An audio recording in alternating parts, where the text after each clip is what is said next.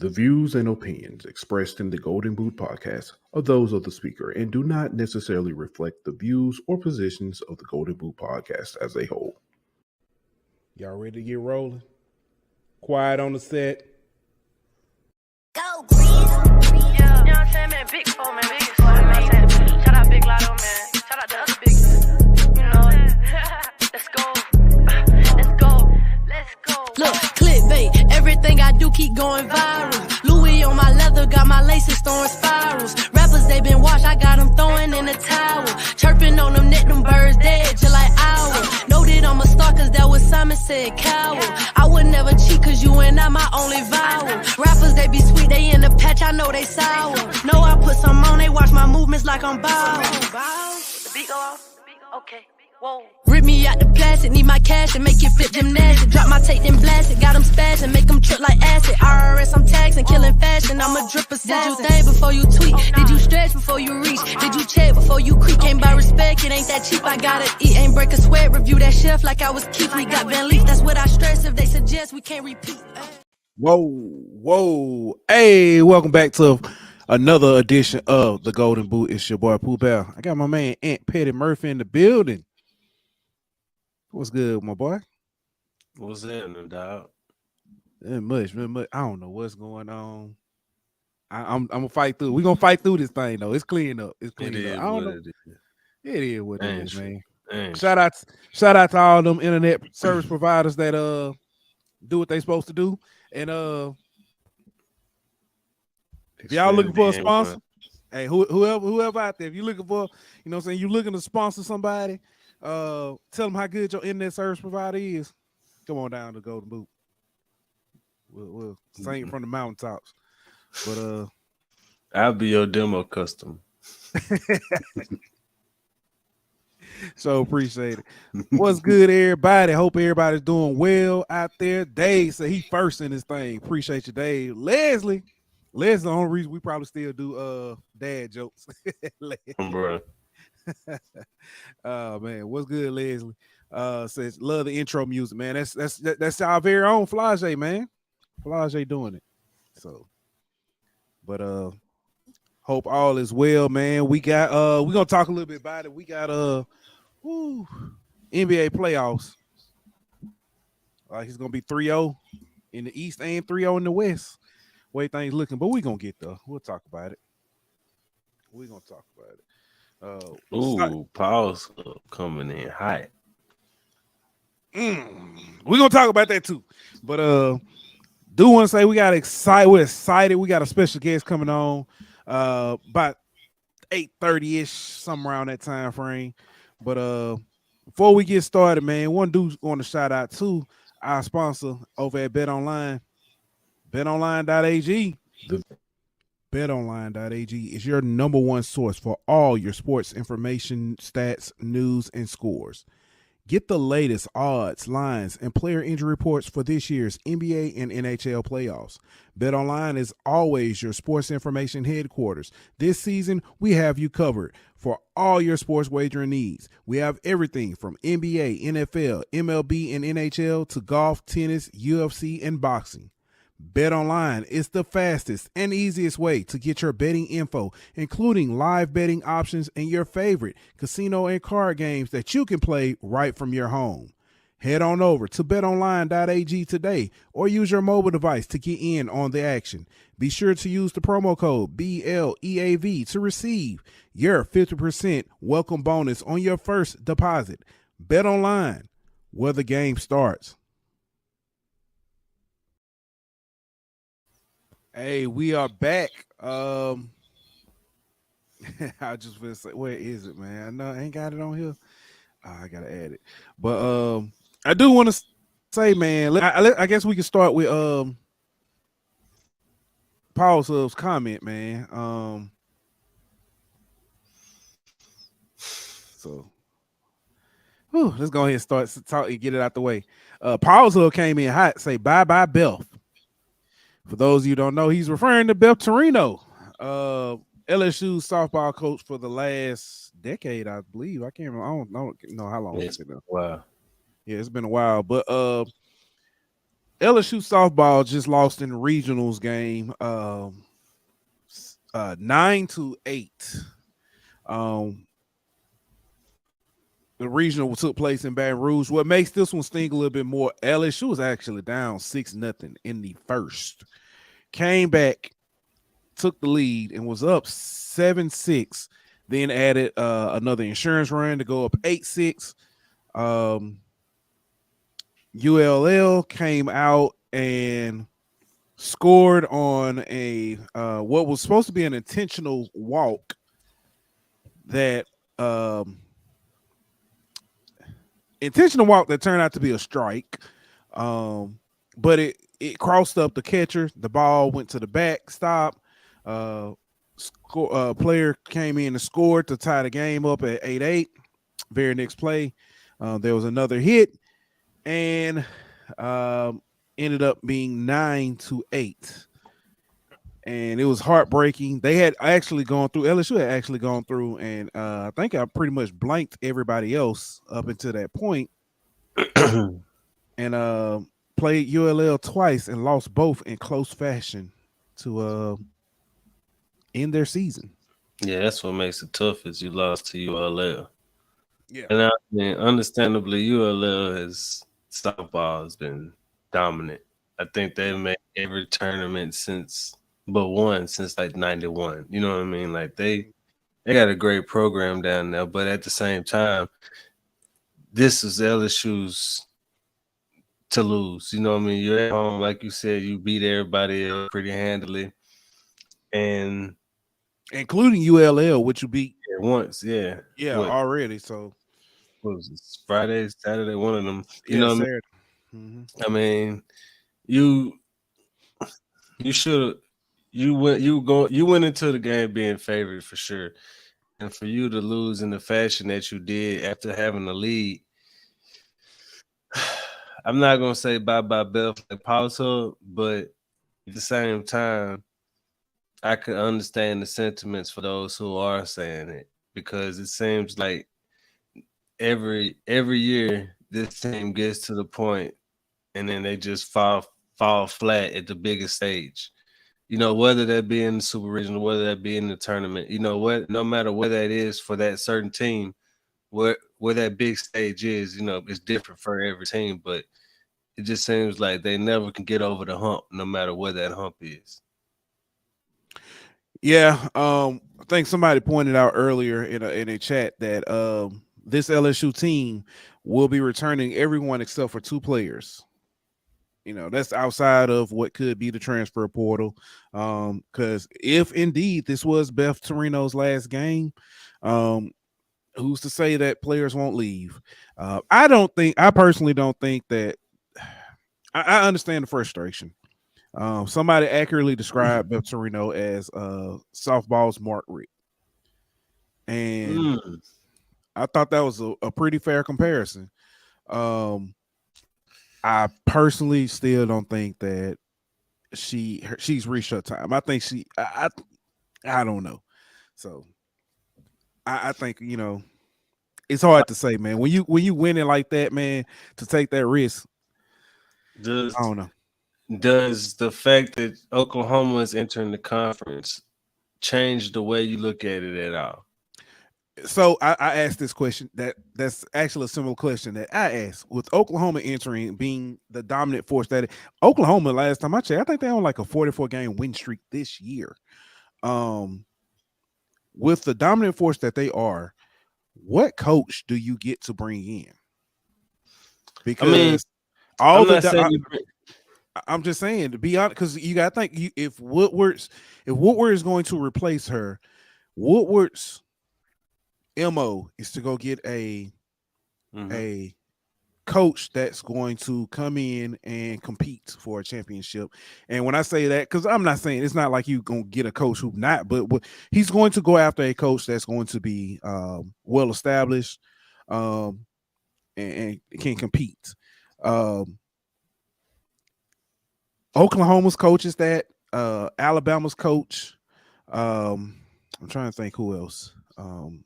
Maybe UCLA, but UCLA just got knocked out of their own regional. So What do you turn? Because Oklahoma's not going to leave to come to LSU and then turn around and be in the SEC. Alabama's not going to leave to come to LSU. UCLA would be the one, but I don't know if she leaves. Yeah. And I understand that, like, when I say does Oklahoma coming in change the way you look at it, I'm not saying you go hire someone who you think can, be the next Oklahoma. I'm just saying, do you even beat Oklahoma? I'm saying, do you look at Biff like, okay, if you're not done now, you're definitely not gonna get it done with Oklahoma. You know what I'm saying? That's Like, true. That's true. that's kind of how I look at it. Not saying that you automatically try to go, oh, I want to go get UCLA's coach. I need the second best coach. You know what I mean? Like, not in that sense, but if Biff is quote unquote underperforming, like Paul's up saying, then what's gonna happen whenever the conference gets tougher? That's all I'm asking. I mean, these are all very valid points, man. I don't have a good answer because I like Bill Torino. I'm frustrated like everybody else with the underperforming, but what do you do? Yeah. So, don't know. I don't know, but I guess we can, look forward to next season because that's all you can do right now at this point. I have to see. I don't know who all survived or what's going on. Last time I checked, I want to say Florida lost as well. So it's going to be interesting to see who survived regionals and who's moving on.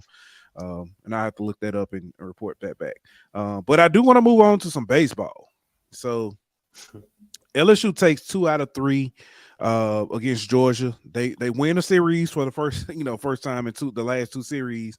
So they look like they found their mojo, but then they dropped game 3, and I fully can't tell you everything that happened in that. I watched the first part of that game. Then I ended up leaving, and they were down. I think they were down like 2 runs when I left. And then I checked back, and they lost by like 4. So I don't know. With that, Georgia is now Georgia basically winning that one game, and Mississippi State losing one of the other games. Mississippi State and Ole Miss are out of the SEC tournament, and their season is done. So that means the last 2 national champions are not in the postseason. That's crazy that the best team in Mississippi is in the Sun Belt. Well, I mean, Southern Miss obviously is the best team in Mississippi right now, right? you're absolutely correct. But Florida winning the SEC regular season. I think they win outright. I thought they shared with Arkansas. They might have did. They might have did. I think they share with Arkansas. So yeah. Either way. Maybe not the worst thing in the world, like I've said before. Kind of lowers the pressure a little bit on LSU. You're not expected to win the tournament now. You're not expected. You know what I mean? Like, LSU fans still have high expectations, and they're still gonna view you that way. But it's like the Tennessee effect last year. The entire country laughed when Tennessee lost. You know what I mean? Because the entire country had those expectations. I don't think that's the case for this LSU team. I think the fans still expect them to go to Omaha, compete for a national championship, but I don't think that's the case for the way the country views them, which might be a good thing because you're not the hunted anymore. You kind of slip back to the hunter role, and you have a few teams ahead of you who are kind of the bigger dog right now. Yeah. With that though, the one of the biggest thing that hurt LSU, there are several SEC tournaments. I'm not sorry, SEC regular season series that they lost a game that they could have won, and then the South Carolina game, that basically got rained out and canceled is another thing because I think LSU basically ended up a half game behind Arkansas and Florida. But they ended up with the number 3 seed in the tournament, and I do want to bring up what that actually looks like. So let me add this. So looking here, can you see that, or is that too small? Okay. So looking here, LSU will play the winner of game 1, which is South Carolina, Georgia. 9:30 in the morning. 9:30 in the morning. That's why that's the biggest thing to me. Why I was hoping LSU could have beat Georgia and got that 1 seed. Just simply because you don't want to play at 9:30 in the morning. That's tough, bro. Exactly. Right.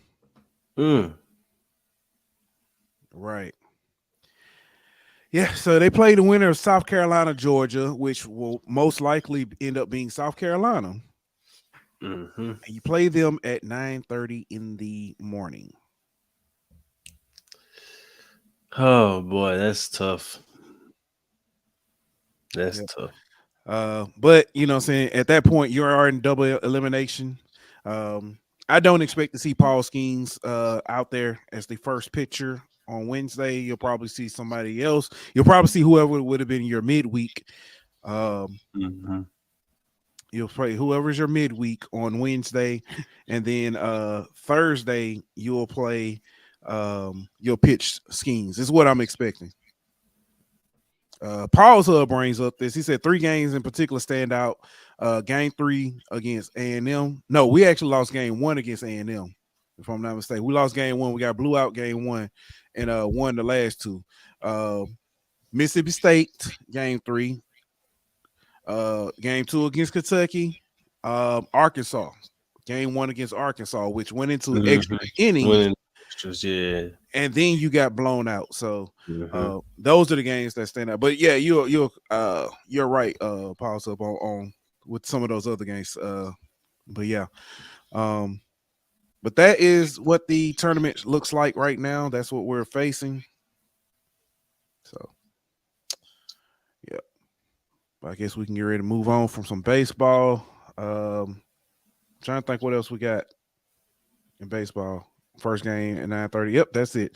I don't know. That 9:30, that's what bothers me about this whole thing. That's early, bro. That's early. Because playing at 9:30 may not seem that bad. Because some people will talk about, it's 9:30. It's not that bad. You know, play in the morning, get out of the way. But you got to think about it. That means you getting up at 6-ish. 5:36, somewhere around in there. Yeah, you're gonna get up, you're gonna eat, then you're gonna try to do all this other stuff. As far as some practice. Yeah, I just that don't sit well with me. That's tough, bro. Yeah. It's an early morning. Yeah.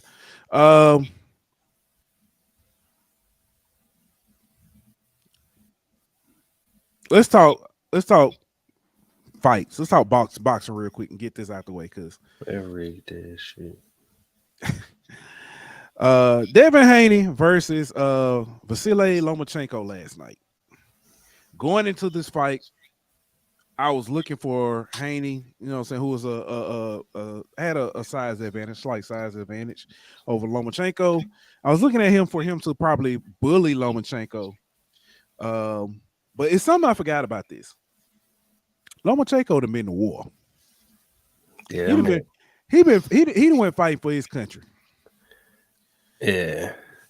Well, see, the reason why I thought Haney was gonna win was because the last time I saw Lomachenko fight, he was timid. You know what I mean? Like he was timid, and he kind of waited to the end of the fight to start letting them hands loose. And I didn't think that he could fight like that versus Haney and get away with it. But he didn't fight like that versus Haney. And so he totally changed things. And Haney came out, aggressive. He came out throwing good combinations. He came out, body shots, punishing the body of Loma. But then all of a sudden, I think he just got too confident. You know what I mean? It felt like he could just coast. And Loma started popping him. And I think he started feeling them shots a little bit, and he kind of, knocked some of the wind out of him. All right. And for them to say that it was a unanimous, first of all, I don't see how it was unanimous. Like, nobody had the fight going Loma way. Like, to me, that's suspicious. And then at 116, that right there is atrocious. Like, that judge need to be drug tested. When they ain't listen, no way you had that at 116, bro. Ain't no way. when they check this out. When I was watching this fight, I was gonna score it, but I didn't. I so like I did the UFC fight for on the official pod page. I was gonna score it. I didn't, but as I was watching, I was like, "Ooh, Haney getting." I was like, "Haney." I was like, "Okay, Haney coming out there looking like he was supposed to be looking. He doing right." And then Loma came out there and hit him one time, and Haney kind of dropped back. And listen, I'll say this: Haney got a poker face. He got a mean poker face because he got hit one time. I felt it on this side of the screen, and I know that boy should have been dropped a couple times. And it was like when they read out that score, when they read out the score, I was like, okay, that sounds about right. I said, dang, Haney, you had a good one. They said Haney. Yeah, when they said and still, I was like, you don't find that suspicious? Exactly, bruh. I was how, but Haney. Tim Bradley said it best. He said, I know how he feels because he won and people are going to call him a fraud. They're going to say he's not the, because I remember when Tim Bradley was announced the winner against Pacquiao. I remember that fight. And now granted, and I'll say this, at least Tim Bradley fight was a lot closer. He was more competitive than Haney. Well, I ain't gonna say Haney, because like going into the ninth round, I had a 4-4. Mm-hmm. Yeah, you know what I mean. That's the same thing they said, yeah.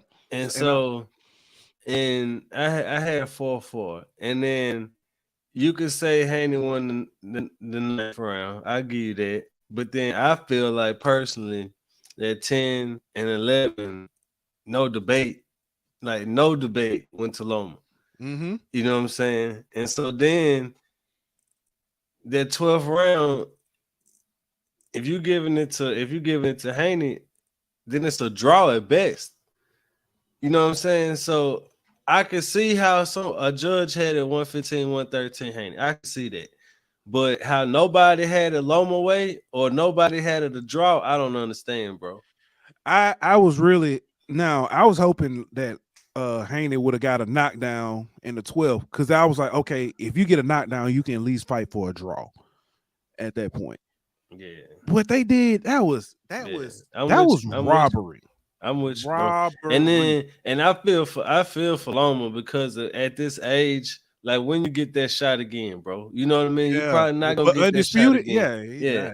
Yeah. So then Haney talking about, oh, I'm finna move up a weight class. Ain't nothing left for me to prove here. And you know why you moving up a class? Because you know that you can't handle Javante, and you definitely can't handle Shakur.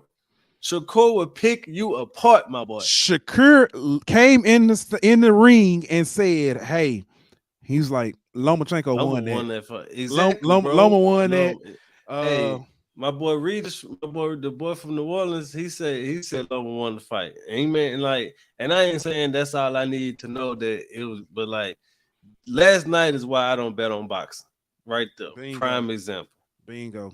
So let me ask you this: who should Haney fight next? He better move up a class. I think he better run from them boys. He called that Tank. He said he think he should fight Tank. He don't want problems. After what I saw last night, he don't want them problems. He might could fight Teofimo or somebody like that. Boy, you read my mind. If he fought Tank, give me Tank in the 5th at most.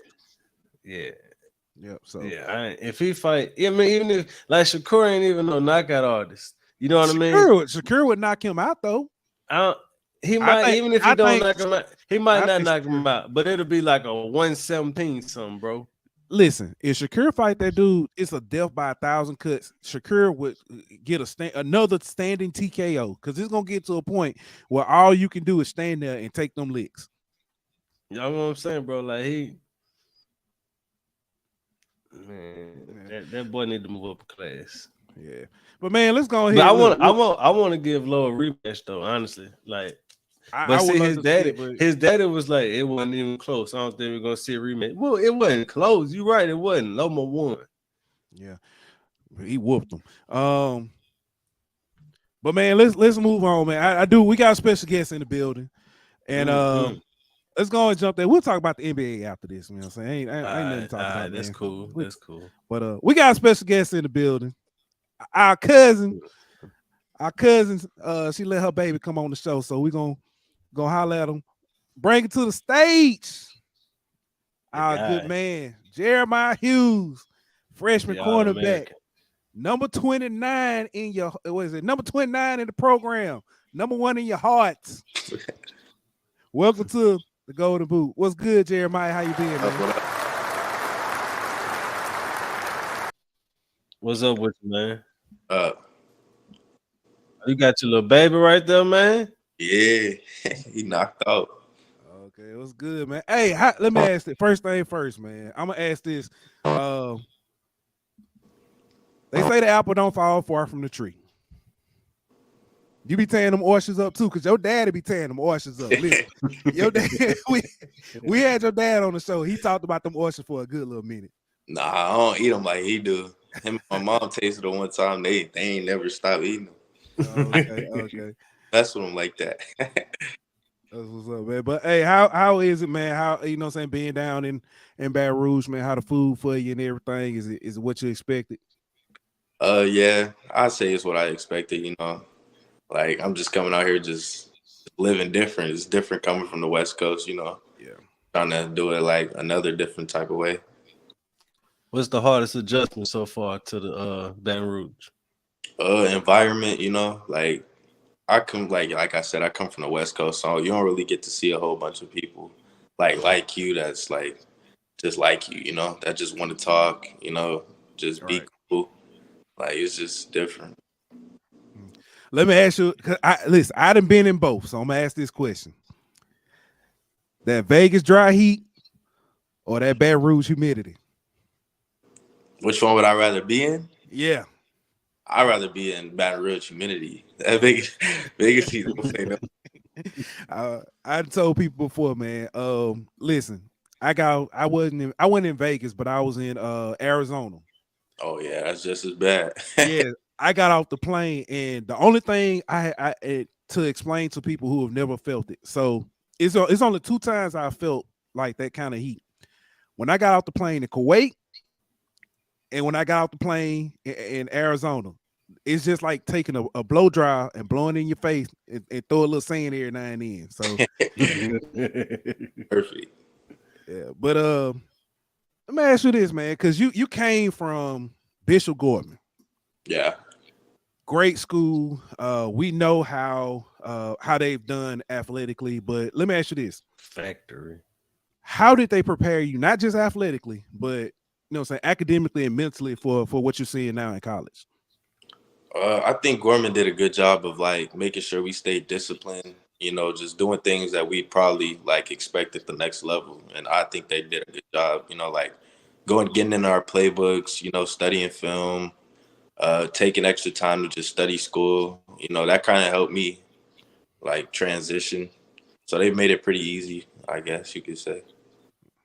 Yeah. And we like he talked about great athletically. We know y'all a powerhouse. Y'all a pro factory, Division I factory. Was practice at Gorman tougher than some of y'all games? Yeah, every day we used to go at it like every day, like 100%. Like practice used to get the all out of us. When we go to the games, we just have fun with it. Like we just turn it up for the crowd at that point. Yeah.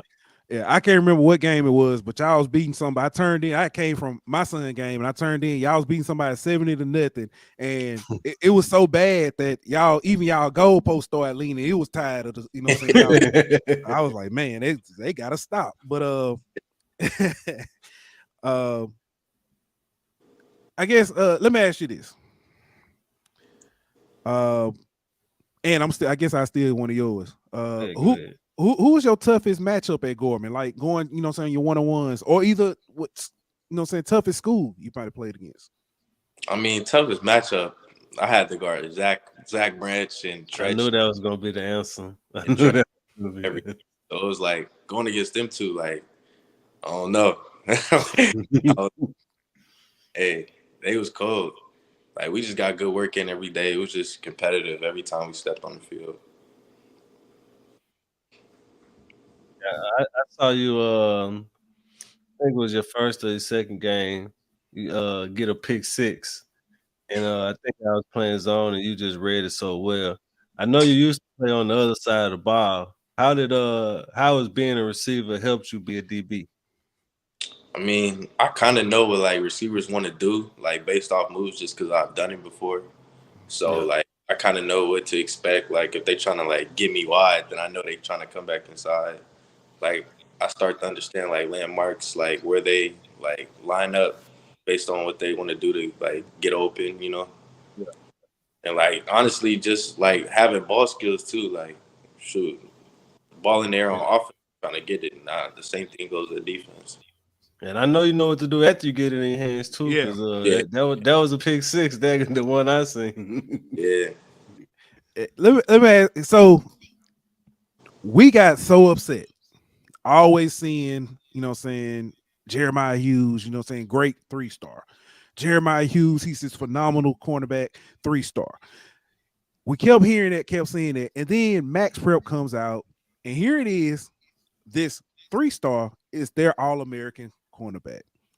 How had, you know what I'm saying, seeing stuff like that, does that fuel you, or what does that do, you know what I'm saying, to you, for you, as, you know what I'm saying, psyche-wise? I mean, I don't really like to pay attention to that stuff because, you know, like I'm a football player. I'm not really like a person who read the critics. I leave that for like all the people who don't play, you know. Like I just go out there and I just put in my best and like wherever people say I am, that's just their opinion. I feel like I'm one of the best, so I just show that every day. Yeah.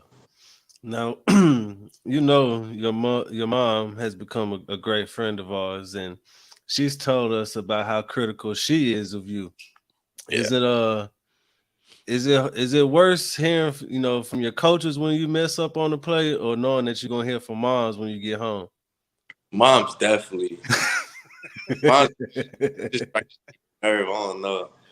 Like you hear moms yelling at you, it's just like what? Like you supposed to be moms. Like But you can't get away from moms neither. She gonna remind you about the next morning. You know. yeah. Yeah. Nah, not my mom. She won't do all that. My mom don't do Okay. Yeah, she. I know how I go. Y'all shut up in the. I got this. Hey, hey, boy, let me tell you what to do. Hey, she said, cut the show. Cut the show. And, hey, I do want to. You know, we almost had to. We almost ended the interview with your mama early because she told us she was an Alabama fan. We stop, done. Cut the show. Cut the show. Nah. Yeah. She used to. Yeah, it used to be. Used to be. Yeah, I like that. Yeah, it used to be. And I'm glad she was able to enjoy her last year as an Alabama fan, watching them get whooped. So, First. yeah. Let me ask, so LSU, man, what made you choose LSU? What made them the right choice? I mean, honestly, there was a whole like I had a good list, you know, but like LSU kind of made it personal to me. Like they connected to me and my family like on another level, so it was like I could be safe. And then they gave me a plan like what they wanted from me, what they expected, and then they just want me to follow it. So shoot, and they produced great DBs, so that's what I want to be. So shoot. I heard that. That's true. Speaking, so they made it personal for you and your parents as well. What role did your parents play in your process for you? Like how much did you value their input? I mean, I value my mom and my dad's input a lot, but it was like at the end of the day, they allowed it to be my choice. So they would just come on a visit, sit back, watch, have fun, just do their thing while I just lived, decided where I wanted to go. Yeah. I'm gonna ask this personally. I've got a son who's kind of doing the recruiting process and stuff. And I want to say publicly, man, thank you, Miss Nikki. Your mom has helped me out. She's given me advice on different things. But I want to ask you, man, as a player, what's some advice you would give to, another kid coming up, another recruit who's looking to pick a college? Honestly, go where you can get the field. Honestly, like if you feel like you're a player that can go to like big college, make big plays, and you go to SEC, like just honestly, just watch how people move, watch like people intentions, and just understand like what's ahead of you, and just pick the school that's right for you, I guess. Anything that you did different in your process? What was that? Is there anything that you would have done differently in your recruiting process? Like looking at it now. I would have probably enjoyed it more. I kind of was like looking at it as more of like a serious aspect, like kind of, I guess you could say. But I feel like I should have enjoyed it more, have more fun, enjoy where I was at. Took that official to Hawaii. I know. I know.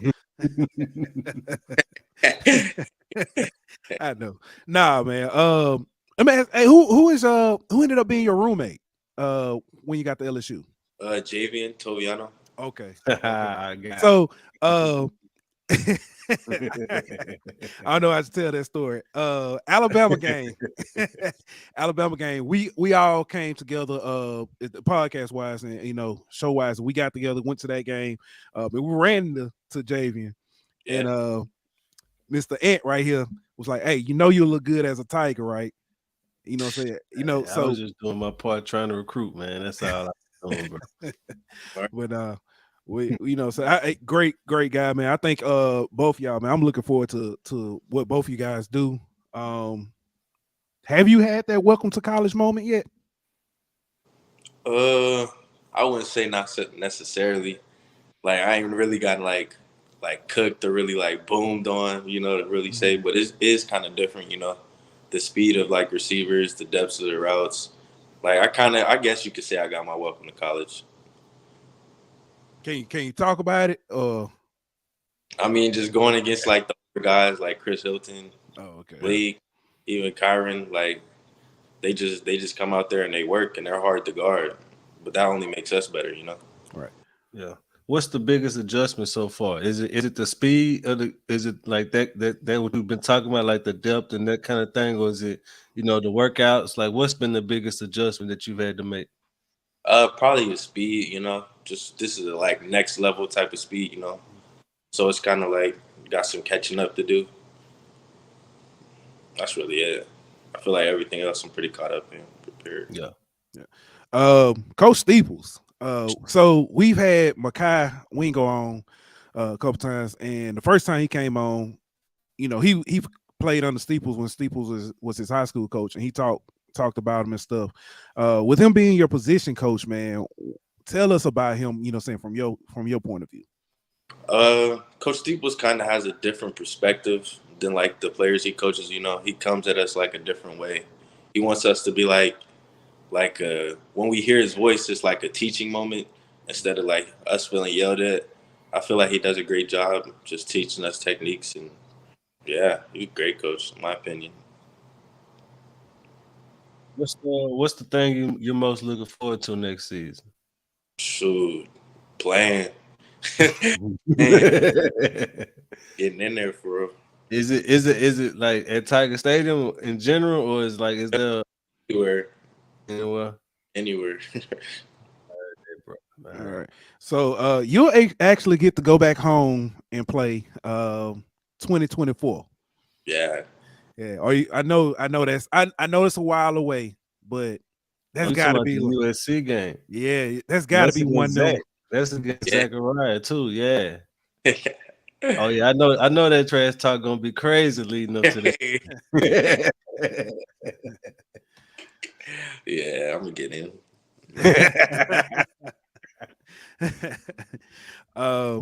I do want to Mason Smith, man. Mason Smith was cleared to come back, fully cleared to come back and play. Has he said much or talked much or about the Florida State game? Because I know that's one that's revenge. Everybody got revenge on their mind. I mean, I don't think we're really going into it as revenge. Like everybody really been like cool headed. Like we just know what we got to do. Like there's really not much to it. Just do what we do, honestly. Gotcha. Well, man, Jeremiah, it's been a privilege. It's been an honor having you on. I want to say thank you to you. Thank you to Miss Nikki, and also your dad, man. I can see like you and him, like looks wise, I see your mama, but like personality, I see your dad. He's so cool, man. It's like nothing rattles him. So but man, truly do appreciate having you on, man.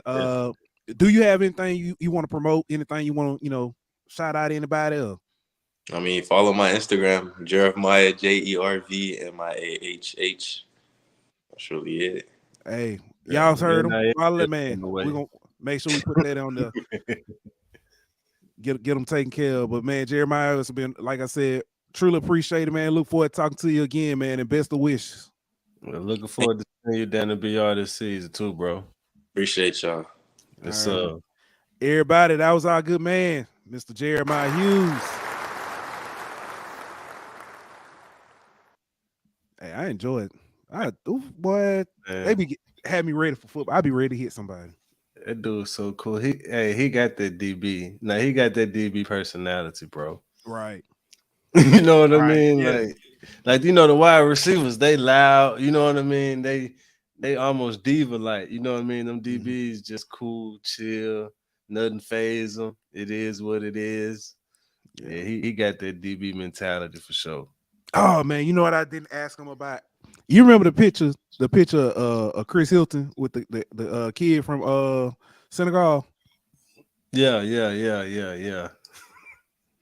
I was gonna ask him, did he not think that was Ali Gay at first? Chill out. I looked at the kid, I was like, dang, Ali Gay lost weight, man. He got chill out, bro. Chill out. Well, man. But nah, man, I'm looking forward to it. I think DB room in great hands, man. Coach Steeples. I think so. All the the players we got coming in. So looking forward to it. I think so. A lot of youngsters, man, that versatility is what I like about him, bro. You got Jeremiah who could probably play both safety and corner. Toviano could play both safety and corner. You know, man, you got a lot of versatility, a lot of athleticism and ranginess too, man. Like it remind me of them old DBs that the LSU used to have back in the day, bro. The Matthew Peterson types who could versatility, crazy athleticism. Right. Jalen Mills, man. Jalen Collins. You know what I'm saying? Yeah. I remember we opened that season, 2012 season, and because all the DBs was gone, and we had a freshman on one side and a freshman on the other, and I was like, I was worried, but I was worried, but that went away quick, very quickly, very quickly. Except for the Alabama. Oh my God! Let's not bring up. Oh my God! That's still too soon. Still too soon. Still too soon. I still cuss every time somebody say TJ Yeldon, but if Honey Badger would have been there, that don't happen. I still they say this, but it is what it is. Man, let's talk about NBA playoffs real quick. So, all right, it's right after half, and Miami Heat is up 61-46. All right, so when do we ask the question? Did the Celtics make a mistake? And the mistake being removing the interim tag from Joe Mazzulla.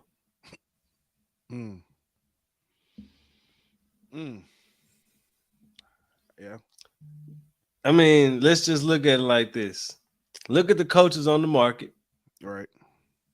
Yeah. You know what I'm saying? Look at the coaches on the market and look at the fact that you just gave this dude an extension and he about to get. I'm gonna ask. You know what? I'm gonna ask another question. Did Brad Stevens give up on coaching too soon? Or devil's advocate, did Brad Stevens know that this team has a ceiling and that he reached the ceiling And he knew that the expectations were going to be higher, but he knew this team couldn't do it.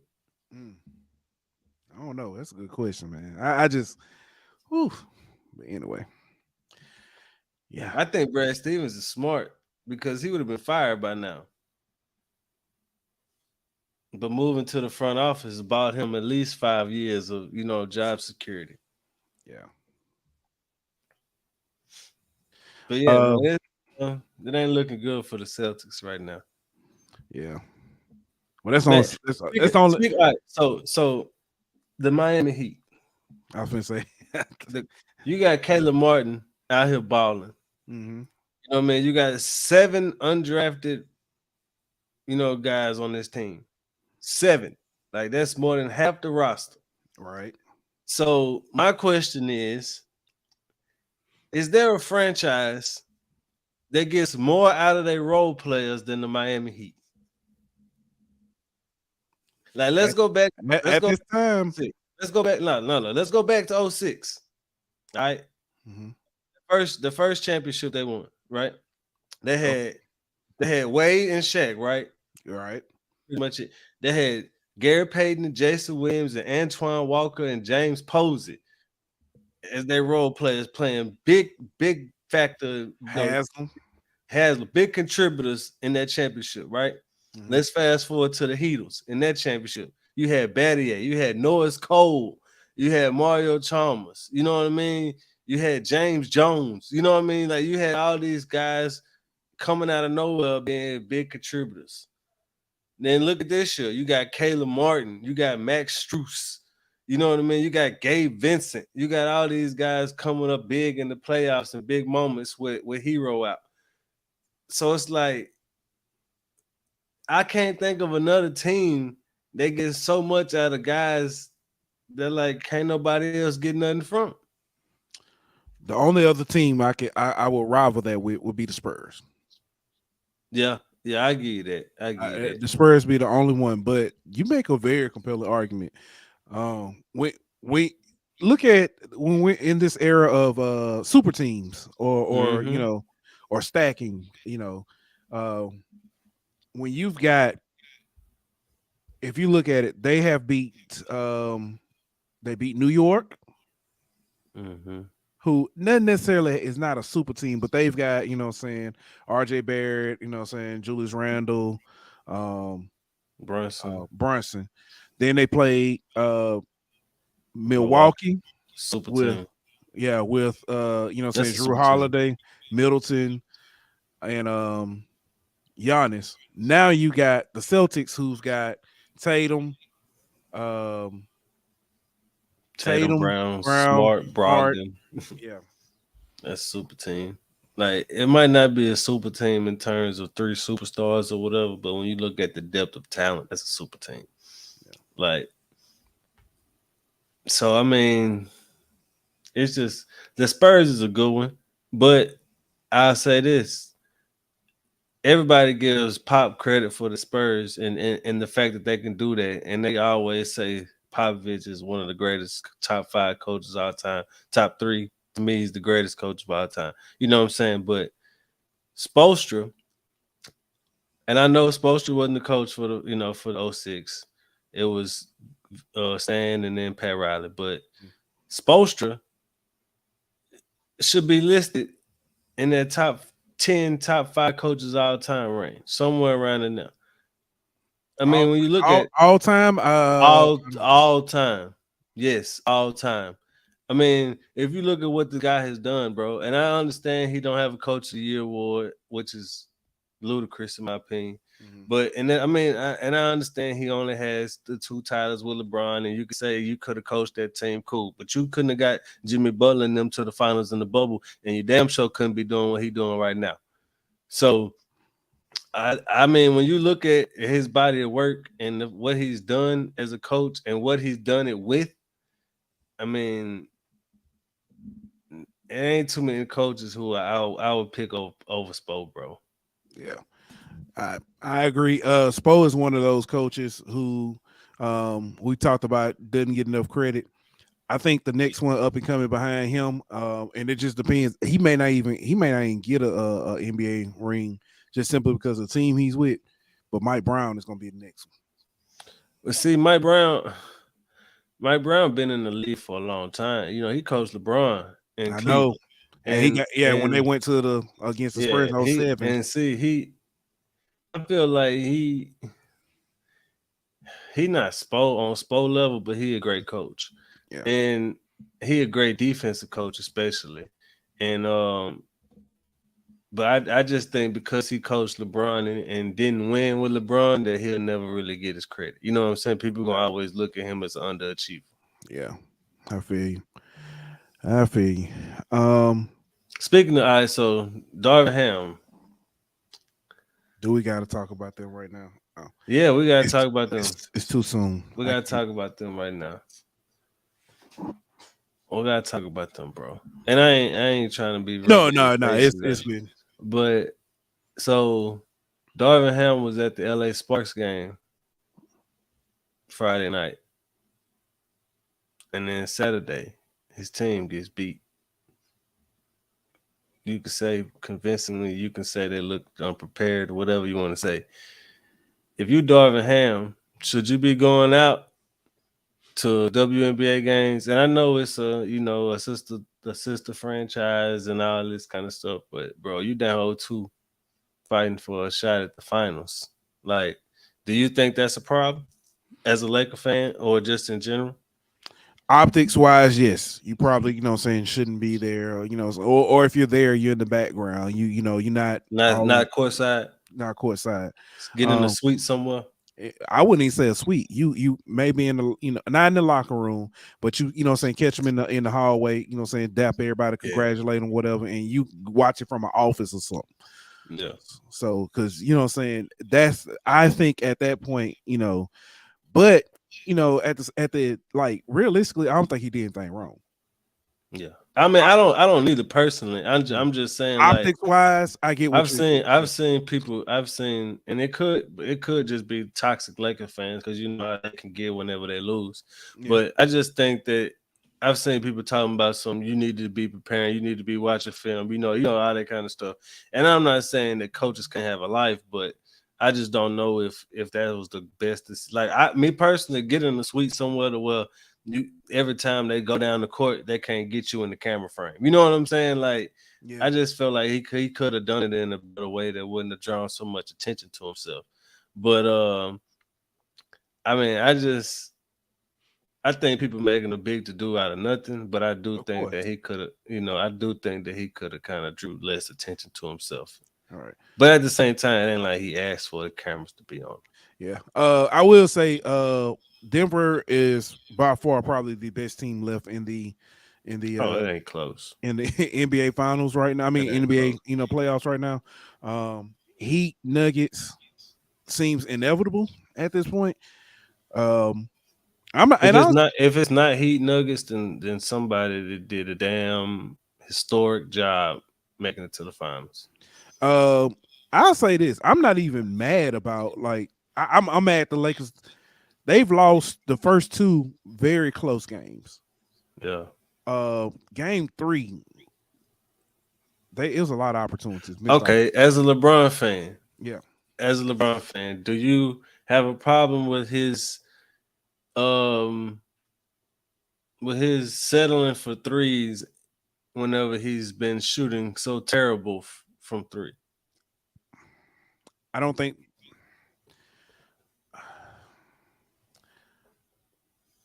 LeBron can shoot himself out of a slump like most people. I think he needs to drive more. I think he's best served. I have a problem with the Lakers as a whole shooting so many threes. I agree. I think Austin Reeves really should be one of the only people shooting threes. But I personally, with LeBron, I think he got tired legs. And I think that's why he's settling for so many threes. Because I understand driving is his strong suit. That's his forte. That's where he makes his living. But that take a lot of energy, bro. You know what I'm saying? Yeah. I think that he got tired legs. And what you saying that the problem with that, when LeBron has tired legs, he shoots bad.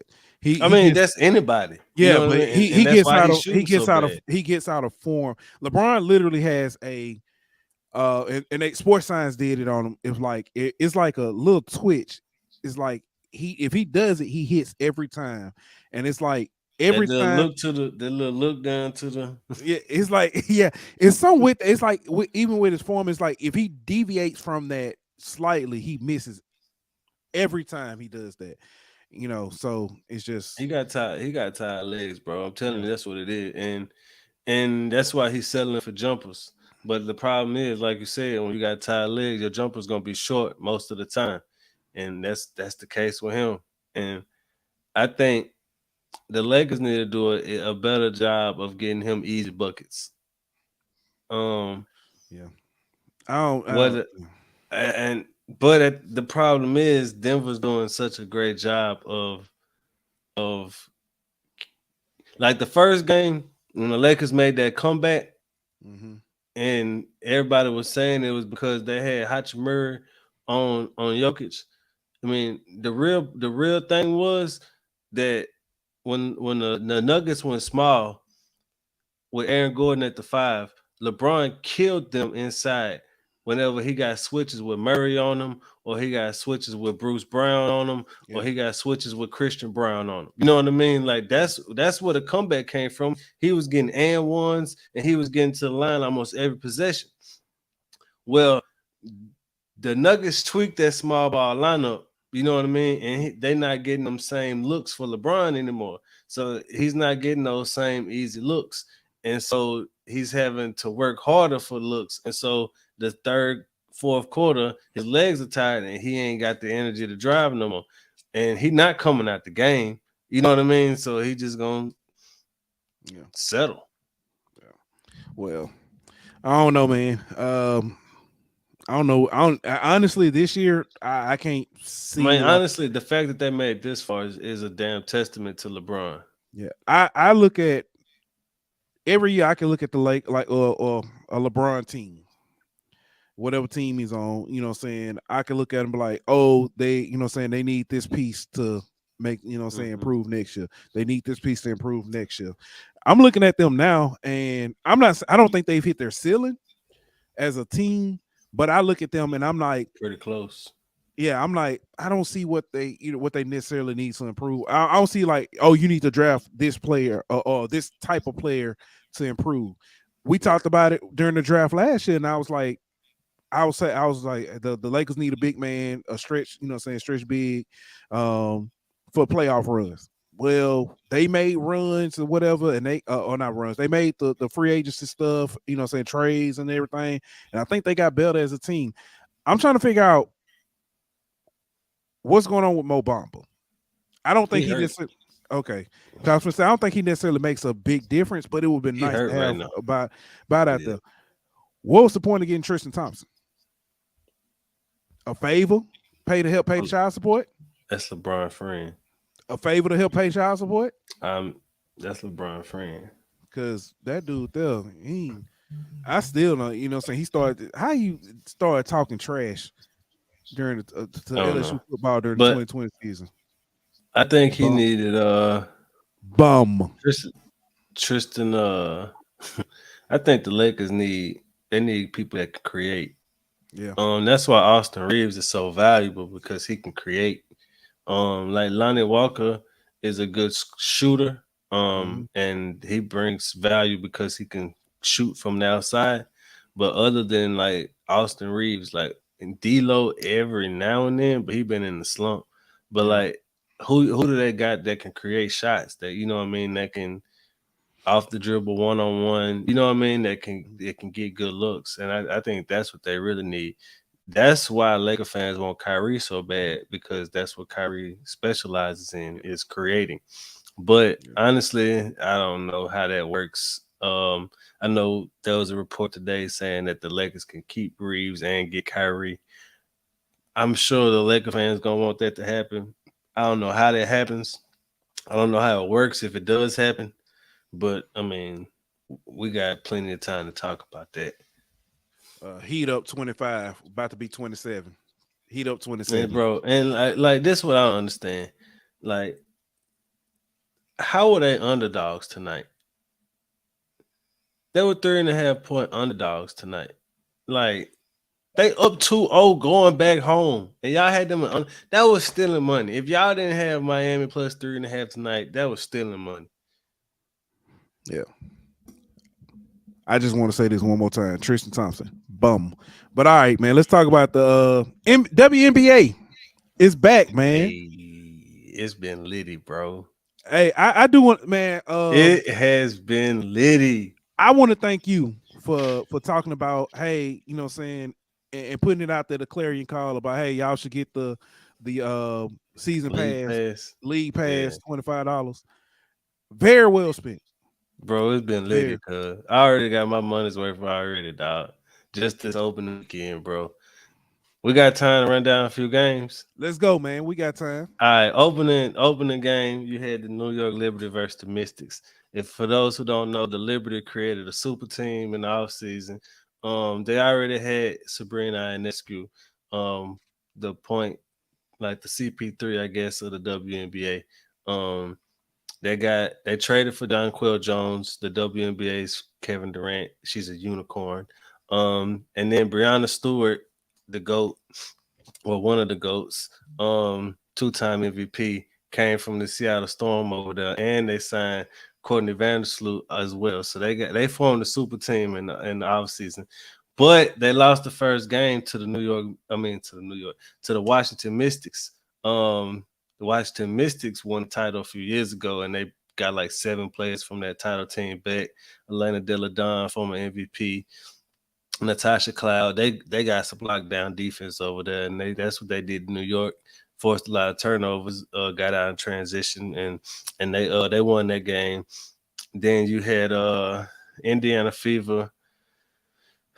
They had a rough start. Who did the Fever play? Connecticut Sun. They lost to them. Yeah. They lost to the Sun. The Sun, pretty decent team. They Jonquel Jones came from the Sun, but they still got Liz Thomas. They still got Brianna Jones. They still got some pieces over there. And Indiana Fever, a very young team. They had Leah Boston on that team. She played pretty well in her first game, 15-9. Oh, it's 15-9. Yeah, 15-9. Pretty well. But they're a young team. They're gonna have some growing pains. Then Chicago Sky beat Minnesota pretty bad in game 3. That wasn't even close. That ain't. Chicago got some scores though, bro. Cooper and Courtney Williams. I mean, they got in Minnesota. They young. They lost a lot. You know, Sylvia Fowles retired. They lost a lot from that dynasty that they had. So they kind of rebuilding. They got a Diane Miller, second overall pick. So they're gonna be all right, but not this year. Really, they're gonna kind of be competing for one of them bottom playoff spots. And then in the last game of the night on the season opener, you had BG back. Britney Griner made her debut against the Sparks. It was good to see Dawn Staley and Kamala Harris and a whole bunch of other people there showing love to BG in her first game in like 600 some days. But yeah, she looked good out the block too. She did, bro. She made her first shot. Had several blocks. Yeah, definitely. I mean, she was the highlight. I thought she was gonna be rusty, but she ain't come in missing a beat. And they lost, but she was the highlight for them for sure. And then yesterday you had who played in the game one yesterday? Oh, the Dream and the Wings. Enrique Agumawale went crazy in the first half, bro. She had 20 in the first half, went crazy, hitting crazy step backs. Natasha Howard. They had 3 20-point scores yesterday, on the second time in history that a team had 3 20-point scores in the season opener. But she had 20. She had 27. Natasha Howard had 20, and Satu Sabale had 25. So that's one of my teams that I'm be watching a lot this year. They got a new coach, and so I want to see how they going, because they got the talent. And they got Diamond Shields, who one of the most talented players in the league, who's out right now with injuries. So I think that's a team to kind of fly under the radar, keep an eye on. And then yesterday afternoon, after that, the Vegas Aces demolished the Seattle Storm by 41. It wasn't even close. That's definitely a But super team too. yeah, oh for sure. I mean, they won the championship last year. Pretty much bring everybody back and Added added Candace Candace Parker. Parker. Yeah. Yeah, I mean, like, yeah. And so, and that they didn't have their coach. She suspended for 2 games. Becky Hammond. Yeah. And so they What was that? I saw. What was that suspension? Yeah, behind? I get to that in a second. But yeah, they won pretty convincingly, and honestly, they didn't really have to try too hard. Seattle rebuilding. They lost Brandon Stewart, like I mentioned earlier. Sue Bird retired, so they kind of rebuilding after last year. Tina Charles left. She's still a free agent, so they pretty much just got Jewel Lloyd, and so they're gonna be at one of the bottom teams in the league. Then today, you had the Mystics and the Sun play a very competitive, close game. The Sun came out on top in that one. The Liberty bounced back after losing the first game, and Breonna Stewart dropped 45, a franchise record for the Liberty. They ended up winning by 17 against the Fever. And then in the last game, the Sky and the Mercury ended up winning that game today. In BG's home debut for the Mercury. So yeah, it's been some exciting games. And your boy been making some money off of it too. I ain't gonna lie to you. I'm a 7 of 8 so far in my WNBA bets in the first 3 games. So yeah. That's what's up. I was thinking about dropping some stuff, but I don't want y'all being mad at me if it don't hit. So I keep it to myself. they don't watch no way. Nah. But hey, man, they don't watch. But to answer your question though, last year the Aces had a player named De'Erica Hamby who was on the team. She ended up getting pregnant, and there was some accusations that, first of all, the team did some impermissible benefits to sign her in the first place, and then when she got pregnant, basically the head coach said some, what's the word, inappropriate things, and violated their respect clause that they have in the CBA. And then she was traded shortly after to make room for Candace Parker. And so it was just some accusations that the franchise didn't handle things the right way. And in the CBA, a pregnancy is equivalent to an injury. So it would be like doing an injured player that way. You know what I'm saying? For those who kind of wondering what's the importance of it. You know what I'm saying? But so yeah, the team got docked the first round pick 2025 when their next first round pick is. They don't have a 2024 first round pick. They got drafted. They got docked the first round pick in 2025, and the coach got suspended 2 games for violating the respect clause. So, but De'Erica Hamby did make her debut for the Sparks, so it was good to see her back on the court. I mean, she had a baby in March and is already back on the court, so it's good to see her back on the court, especially after getting all that kind of behind her and getting that settled, because I know that was kind of traumatizing for her. So it was good to see her back on the court and playing ball again and putting up some significant minutes for the Sparks. Hey, where's Tia Cooper now? Where does she end up? Atlanta, right? She not in the league right now. There's a lot of players not in the league right now, bro. Yeah. I mean, it's only 144 possible spots, and I think if I'm not mistaken, there's only 133 players in the league, 136, somewhere around up in there. Because a lot of teams, like, they can carry 12, but salary wise, like, the Aces can only afford to carry 11 because of the salary cap, and they playing. And honestly, like, Candace Parker took a pay cut. She's not making anywhere near what she's working. Yeah, and that kind of goes to the point of the unfortunate players. Yeah, the unfortunate incident that led to Britney Griner being overseas anyway. Yeah. But do want to say the Aces, do they already have their new facility, or they building it? They're building it. Building. No, So they just opened it.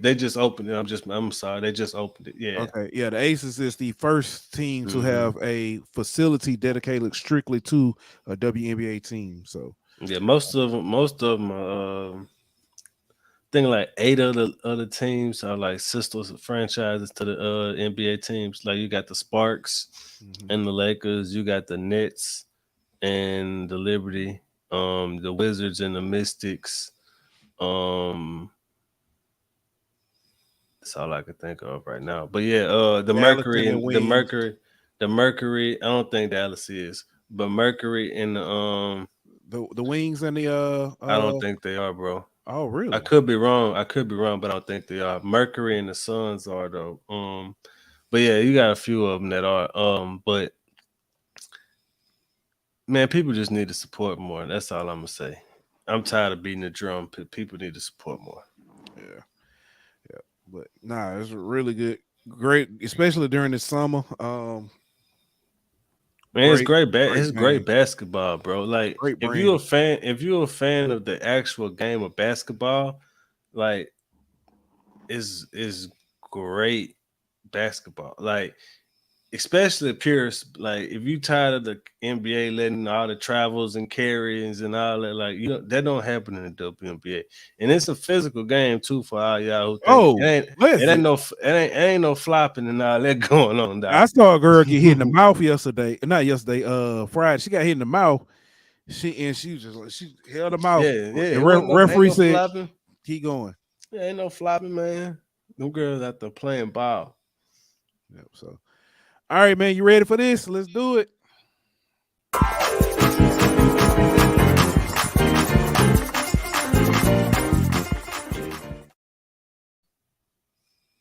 All right.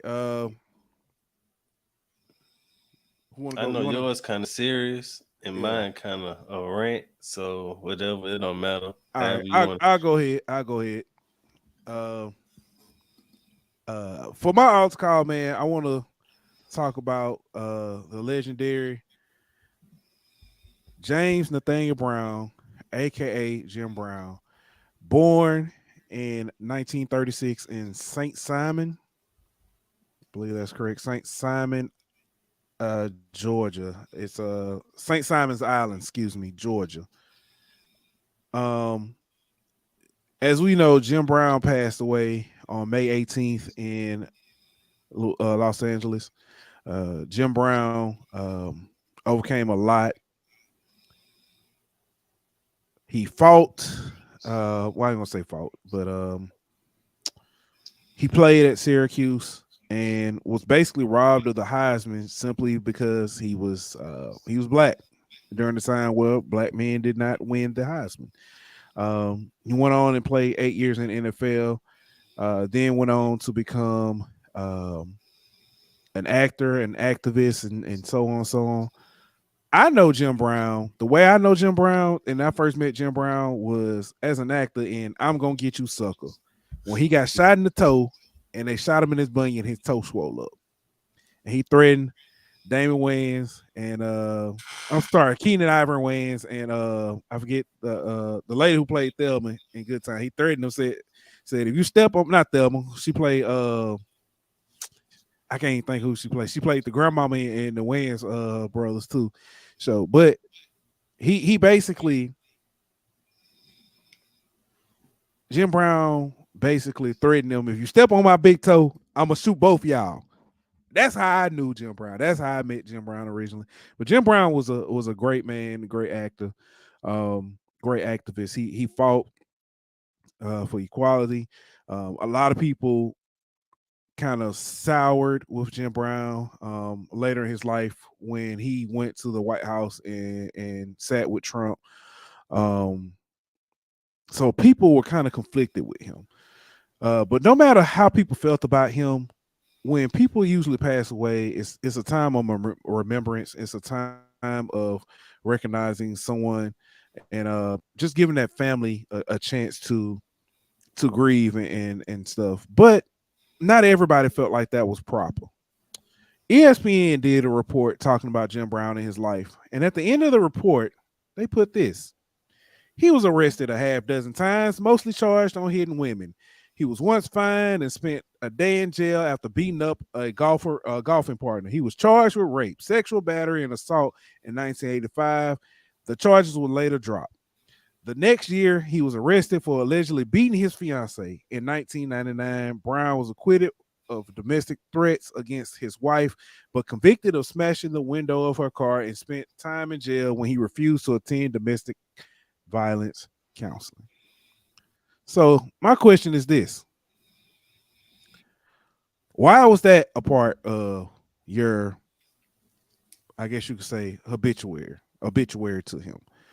I understand that, you know what I'm saying, you want to talk about Jim Brown, his complicated life, but I don't think that was necessarily the time and the place. Sometimes it's best, you know, to not say everything. Everything that come up don't have to come out. Jim Brown, I do want to thank you for, you know what I'm saying, paving the way for a lot of players to speak out, you know what I'm saying, using your platform, not being afraid to step out and explore other avenues, being not only just a football player and an athlete, but also an activist. So thank you for all that you did with your life. ESPN, y'all trash for running that article like that. And long live, rest in power, Jim Brown. Thank you, Chuck. It's Janet Dubois. She played Winona in Good Times. So appreciate you. The GOAT. The GOAT. Rest in peace. I don't know how to just gracefully transition to what I got to say, but NBA, come on down here. I got a problem with some things that y'all got. This draft lottery. I got a problem with this draft lottery. Like, I understand that you don't want to reward tanking, so that you came up with this process where, you know, you randomly gonna decide who gets the number one pick so teams won't just lose games on purpose. I get that. I have no problem with that at all. I think it's actually kind of genius in my opinion. But what I do have a problem with is y'all hiding this ping pong lottery. Like, we don't see the ping pong balls. We don't see what ball you pick out of this machine. All we see is you reading some names off an envelope. So if you want us to believe that this draft lottery isn't rigged, and I'm supposed to believe that, you know, it's just just so happened that, you know, San Antonio got the number one pick,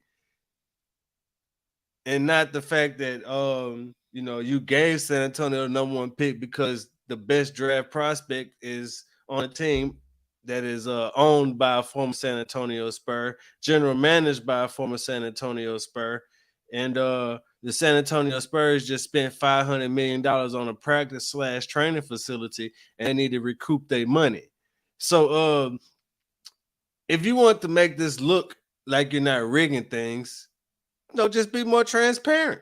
Show us Adam Silver digging his hand in that machine like they do on the lottery and getting the ping pong ball out and saying, okay, the San Antonio Spurs got the number one pick. Until then, I'm going to forever believe that y'all rigged this draft lottery to put the teams that y'all want in the number one spot. Hey, and look, I'm not complaining. Y'all, we traded Chris Paul, and the next year we got the number one pick and got Anthony Davis that same year.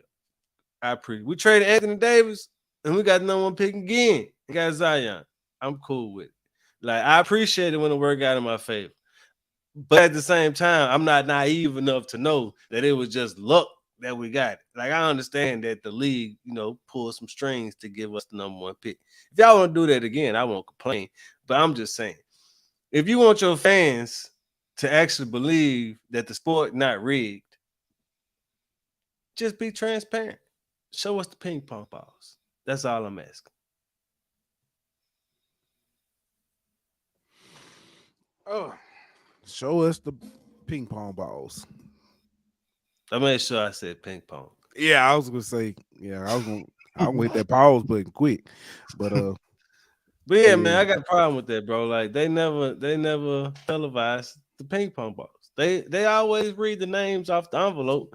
But how many times did you dig in that till you got the name that you wanted in that spot? You know what I'm saying? Like I have a problem with it. Makes sense. I agree. I completely agree. But yeah, man. Man, I guess we get ready to get up out of here. 30 points. Bossing up down by 30. So yeah. 3-0. Yeah. What you about to say? It's a wrap on that one, bro. Oh yeah. Yep. It's a wrap on that one, cuz. Okay. All right.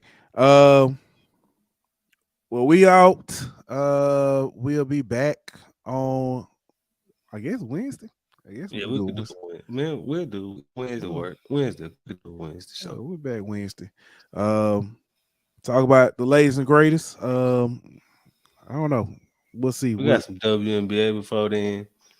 We got the probably the end of NBA by then. Well, at least you know who knows by then. At least one thing. You'll also have baseball. We'll know how they did that day. So yeah, that game, because that game is at 9:30 in the morning. Yeah. And we should know who they play and everything like that too. Yeah, so we should know by then. We could kind of break down that match and we can start looking forward to a little bit of that. We can break down a little bit of who they could possibly be having in their regional and things of nature too. So based on kind of the predictions that D1 and some of these other people put out. Yeah. All right, man. So we'll go ahead and get up out of here for the night.